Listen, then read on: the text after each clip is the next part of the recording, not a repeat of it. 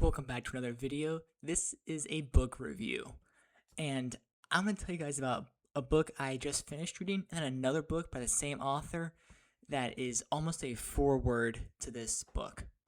And the first book I'm talking about is Street Smarts by Greg Koukl. You've heard me mention it recently in a bunch of different videos, and it is a book that talks about how to navigate tough questions in real time. This is a great book to read. If I had to get a rating out of 5 stars for it, it would be 4.5 to 5 stars, in that ballpark. Why do I like it so much? Because it's a long book, first of all. So when you look at this book, it is 299 pages. That's a lot of pages. It is 15 chapters, I believe. That's a lot. But one thing I love about this book that most other books do not do that are apologetics based is he goes through practice conversations. For instance, on page 82, we're talking about relativism. And he goes through a simple conversation with bolded text portions where these are relevant questions to ask and important points to make. You can phrase them your own way if you desire, and that's okay. But his whole thing is you can defend your position using only questions if you approach things logically, or if I use a different word, if you approach things tactically. And I say if I dare use a different word because his other book, which I have read, is the book Tactics. And this is a secondary book, though it is the first book I read. Why is it secondary? Because this book, Tactics, gives framework of how to ask questions. But Street Smarts walks you through the exact examples you'll see on the streets. I've seen some of them myself. And it gives you an example of how to respond to different responses you'll get when you ask questions. Now, Tactics does a great job, and these two books play very well together. But we're talking about Street Smarts. And if you're going to read Street Smarts, it's worth it.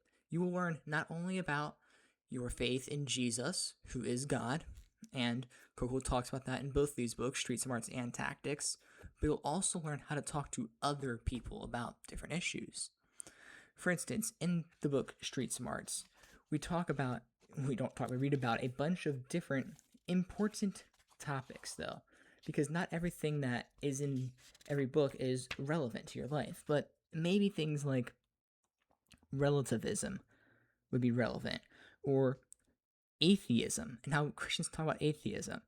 What about why is there a God, or evil, or could you be good without God? Like, where do morals come from?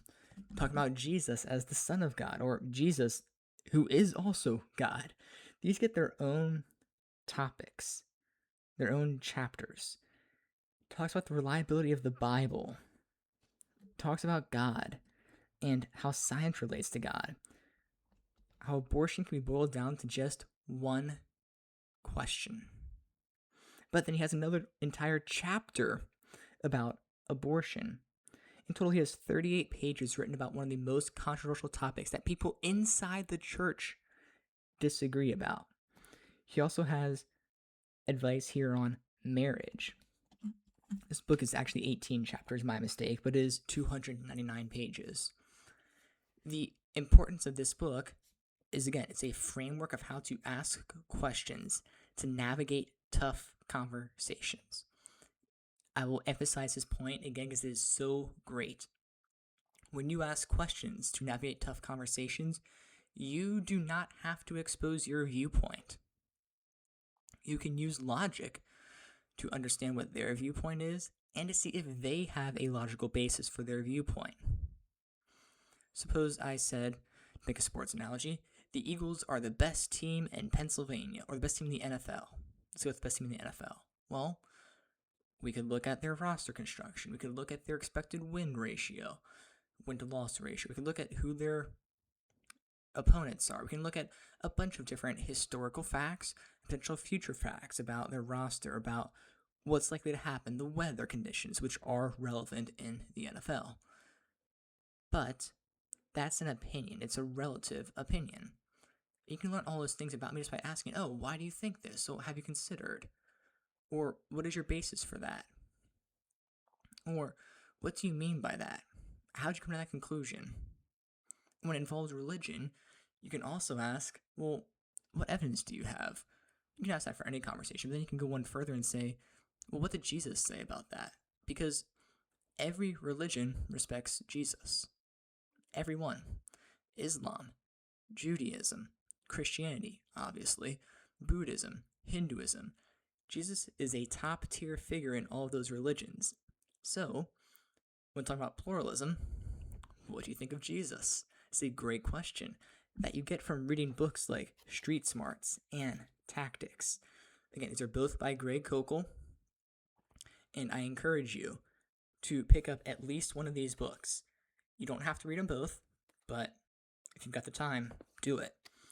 Put them on your TBR, your to be read list, and figure out how you can ask questions, navigate the field of your faith, and tough conversations with other people that might leave you otherwise unprepared. These books, again, they're both 4.5 or 5 stars. I highly consider reading them, and I hope you do as well. All right, catch you in the next video. Bye.